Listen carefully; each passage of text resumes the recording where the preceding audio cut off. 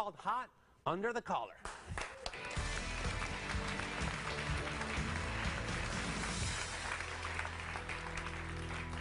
Please welcome controversial columnist and best-selling author Ann Coulter. Her new book is entitled Demonic. Ann said some outrageous comments about single mothers. And Ann, I really want to welcome you, but I don't get this about the single mothers. They should give up their kids for adoption. Oh, definitely. That's what the statistics are. I mean, not once they're 14, but a woman who gets pregnant out of wedlock, if she wants to do the best thing for the child, it is overwhelming. She should give the child up for adoption because the statistics, both from the left and the right, are overwhelming on what happens to illegitimate children. About 70% of juvenile delinquents, teenage runaways, pregnancies out of wedlock are committed by the children of single mothers. If you were in the womb right now and you could choose whether to be black, white, rich, poor, the one thing you should hope for as a child in the womb is my parents are married. Okay, I understand that that gives stability and all kinds of emotional strength to a child.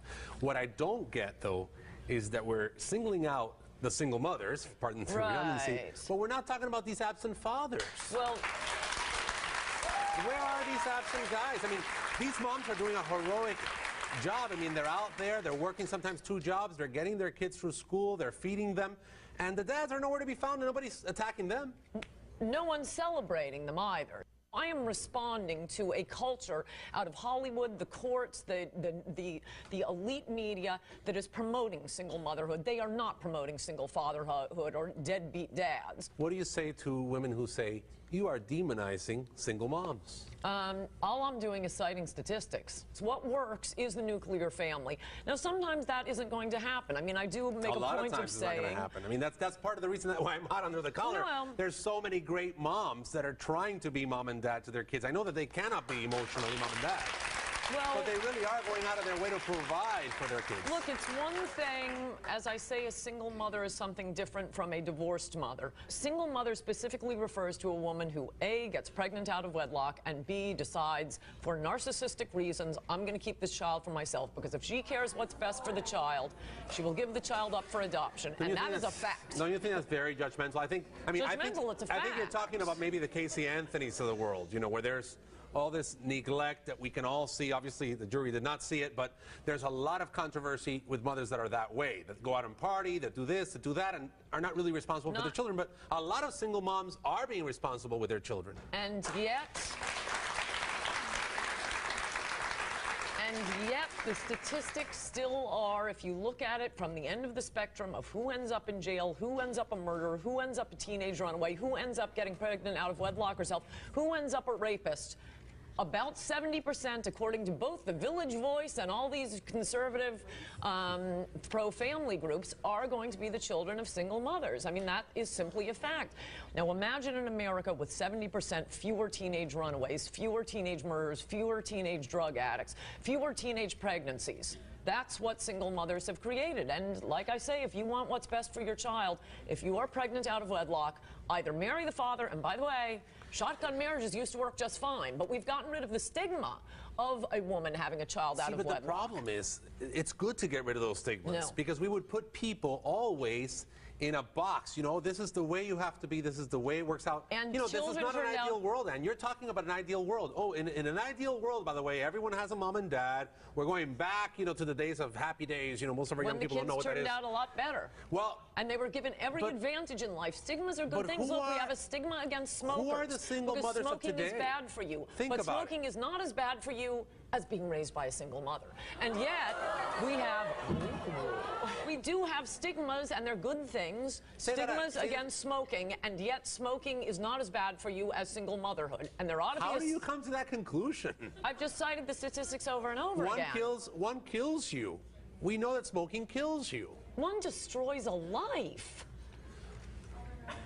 You don't think smoking destroys lives? Maybe when you're 70, you have an increased chance of getting lung cancer.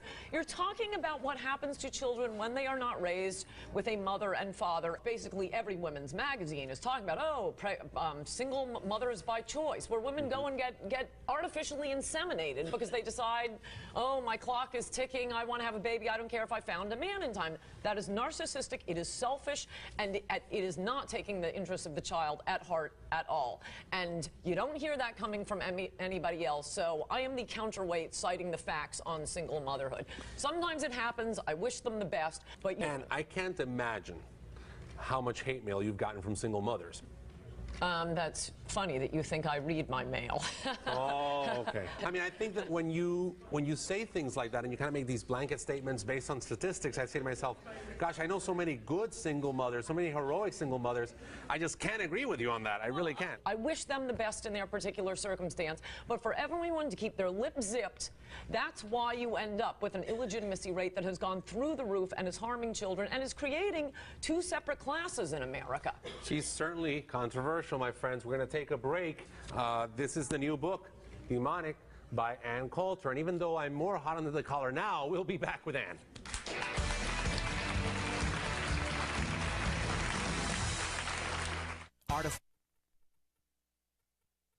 Extreme parenting. I want to prep them. Giving alcohol to minors. 10 years old? And letting her 16-year-old son have sex. You provide condoms at home. Have these parents gone too far? Kids are going to do it. Why do it at home? Why feed the fire? On the next Father Albert.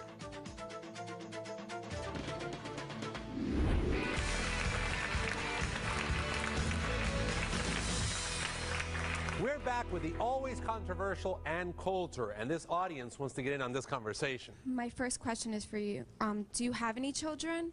Not relevant to statistics. Okay, because for me, I've seen, not only my family, I have a ton of friends who are single mothers, and the way they raise their children, they give them the most love than even two parents can give them. I'm raising a family with two parents, and you know, you don't know what it's like sometimes to have two parents. Sometimes, some people, it's worse to have two parents. I agree.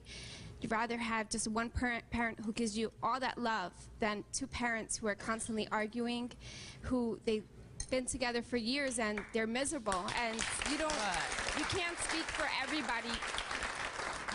You're speaking about statistics. Right. You have to live it in order to understand it, not just by statistics. And sometimes Derek Jeter strikes out. And yet, he's still a great baseball player because we look at overall how many times at bats, how many times a home run. When you have 70% of the children in juvenile delinquent institutions coming from single-parent homes, yes, I'm sure some single mothers do a terrific job, and I'm sure there are some two parents who do a terrible job. And yet, the statistics are the statistics. And we have more from the audience. You keep saying, you know, statistics, but anybody can make up a statistic. That's why there's so many of them, from both the left and from the right, and for 30 years Where do you now. think it's okay to say all this? Okay, I mean, you know what, you may as well stand My up. mother was a single mother, and I'm getting, like, emotional. That's fine. You're saying what you feel. I can't talk now. Yeah, go ahead. Okay, you may as well stand up and say, I'm a smoker and I'm very upset about the smoking statistics, and don't you tell me about lung cancer. The statistics are the statistics. Be nice. She's talking about something important to her. So is smoking, and people dying of smoking, and so is people being raised by single mothers. I don't understand. Standing up and saying, I'm a single mother and you can't say that is not an argument. Tell her about your mom. I didn't say that I was a single mother. I come from a single family. Okay, I'm not a came from a rapist. I'm not a murderer. Don't yell at me about what the smoking statistics are. We're not talking about smoking, lady. We're talking about single parents. We're talking about something far more important than smoking, I feel. Yes, as I said, it's more damaging to a child. So for you to even put those two together is ridiculous. I know you're saying this stuff, but do you think about it before you say it? No, just shoot off at the mouth. It's a chapter of my last book. It has the studies there if you're interested. It is study after study. No, I'm just shooting off the top of my head what comes into my mind. Actually, I'm a minor, and I come from a single family, single mother, okay? And I was raised really well. I'm doing really well. I'm going to school. I'm doing what I need to do to make it in life, and I'm pretty sure I'll probably be making more money than you. Only because I'm not just famous for stating a horrible opinion, not a statistic. Look, the point is not what has happened to children who have been raised by single mothers already. Wish you the best. The point is to influence choices going forward. But now, Ann, are you they serious about this? Because everyone here is outraged in this audience. I mean, you are citing statistics. I know that they're credible, but what we're hearing here is you've kind of focused this approach, you know, anti-single mothers. Do you really believe all of that stuff? Who's the Christian here, Father? I care about the children. I care about how they are raised. We gotta care about all of them. And for you to be encouraging women to have children out of wedlock and discouraging them from being sent to nice adoptive homes, I find shocking. First of all, you are nobody to pass judgment because half of us didn't even know who you were until today. Second, I am a single mother. And I am a great parent. I own a business. I go to school full time. My daughter is smart. She is happy. I'm a mother and a father. And I am great parents. We should be questioning how well adjusted you are.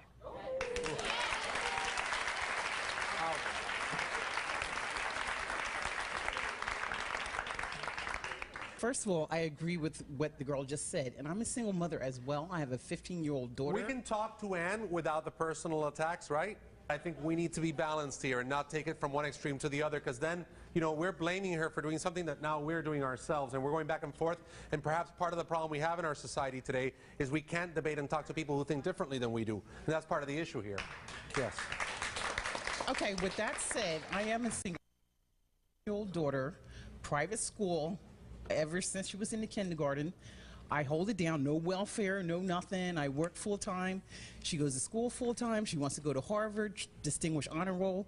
I mean, so is that directed towards me being a single mother as well? I come from a two-parent family myself, but I do very well with my child, no help, just me, and I do own a business as well. And the father was totally absent. What father? See, Ann, this is my issue, and I think that we've talked about this during the break. I was asking you, what about all these absent dads? Do you ever say anything about them? I think I've answered that. We don't have a society and a culture that celebrates them and encourages fathers to leave the women they have impregnated. When you start having movies and glamour magazines and the court system glamorizing deadbeat dads, but in fact we call them deadbeat dads. And I wish single mothers all the luck in the world. Very helpful having you all stand up and insult me. You are proving to me that you are fantastic mothers. Okay, A, I don't know where you're getting your statistics.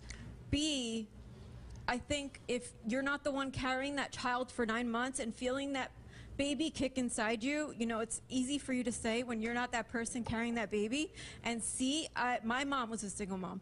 I never met my dad. He went bye-bye. Never met him. She raised me. She was the mom. She was the dad. I never wanted for anything. She gave me everything I had. I am 36 years old. I have a family of my own now. I have a 12-year-old, and I'm back in school now. I'm very successful, so I really don't know where you're getting this. I just don't know how you expect me to answer when I have a full chapter of this book with every footnote telling you where I got it. You want to know where I got it? You can look up the studies. You can stand up, find your own study, but there isn't one. Okay, I want to thank you, Ann, for being with us. I know that everything that has gone on here is very controversial. We're listening to different opinions, and obviously Ann's new book is demonic. Controversial too, once again, and we want to thank you for being here with us and taking the time to be on Father Albert today. And now, my friends, I want to hear your thoughts. Go to FatherAlbertShow.com and check out our homepage. We'll be right back.